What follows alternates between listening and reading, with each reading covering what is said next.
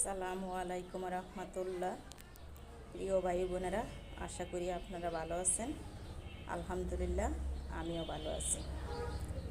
আজকে আমি দেখাবো আপনাদের ভাই কি মাছ কিনে নিয়ে আসছে।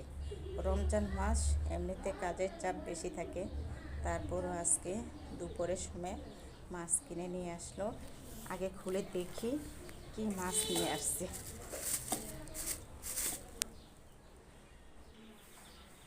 এটা হলো পাবদা মাছ। এইগুলি হলো নদীর পাঁচমিশালি, বেলে, ট্যাংরা, গোলসা, শিং, টাকি, নদীর পাঁচমিশালি মাছ। এগুলি এখন কেটে নেব।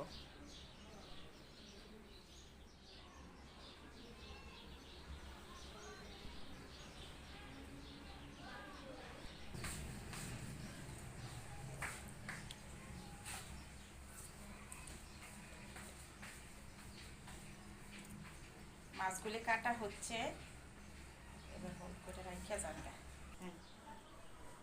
রেডি? হ্যাঁ। আমার পাবদা মাছটা প্রায় কাটা শেষ হয়ে আসছে। এবার আমি ছোট মাছ কাটতে শুরু করব। এই যে নদীর পাঁচমিশালি ছোট মাছ কাটতে শুরু করলাম। আবার হোল করে রাখা যাবে। এই বেলে মাছগুলি প্রায় কাটা শেষ হয়ে আসছে। ওই জায়গায় কেটে কেটে রাখা হচ্ছে। এই মাছগুলি আমার ভীষণ পছন্দ। সবসময় আমি আপনাদের ভাইয়াকে বলি এই মাছগুলি আনার জন্য। যেই দিন আমার জন্য এই মাছগুলি নিয়ে আসে সেই দিন আমি অনেক বেশি খুশি হই।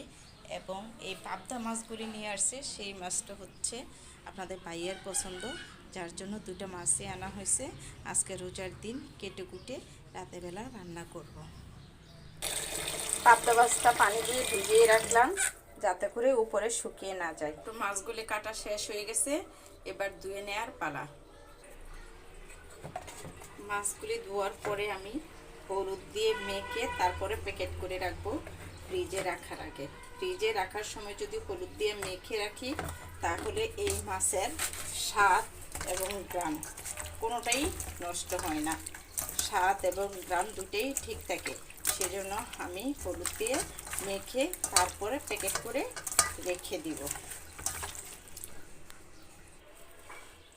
আর বন্ধুরা, এইভাবে যদি আমরা শিলপাটার নিচে মাছ পরিষ্কার করি তাহলে মাছ চকচকে হয়ে যায়। দেখা গেছে অনেক সময় আমরা শিং মাছ কিনে আমরা পুরোপুরি বিপদে পড়ে যাই। শিং মাছটা আমরা কীভাবে পরিষ্কার করব তা বুঝে উঠতে পারি না। অনেক সময় দেখা যায় যে পেঁপে পাতা দিয়ে পরিষ্কার করা যায় বা পেঁপের চোষা দিয়ে পরিষ্কার করা যায়। যখন আমাদের কাছে পেঁপে পাতা অথবা পেঁপে না থাকে তখন আমরা কি করব?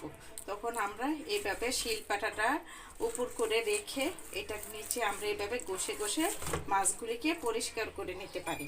দেখেন বন্ধুরা, মাছগুলি কত সুন্দর হয়েছে, একদম চকচকে হয়ে গেছে, একদম দবদবে সাদা হয়ে গেছে।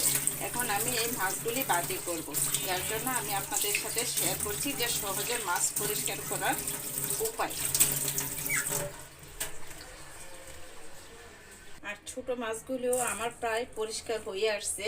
যেহেতু রোজার দিন বিকেল হয়ে গেছে, আমাকে ইফতার রেডি করতে হবে, তাই আমি অল্প পরিষ্কার করেই হলুদের গুঁড়া দিয়ে মেখে প্যাকেট করে রেখে দিব। যখন রান্না করব তখন আমি এই মাছটাকে আবার লবণ দিয়ে ভালোভাবে ধুয়ে তারপর রান্না করব।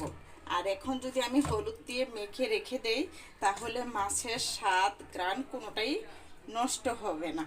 যার জন্য আপনাদেরকে আমি শেয়ার করছি অল্প ধুয়েও মাছ সংগ্রহ করা যায় সেই হলুদের গুঁড়ার মাধ্যমে। যদি আপনাদের এই ভিডিওটা ভালো লেগে থাকে তাহলে একটা লাইক, কমেন্ট এবং শেয়ার করে দিবেন। আল্লাহ হাফেজ।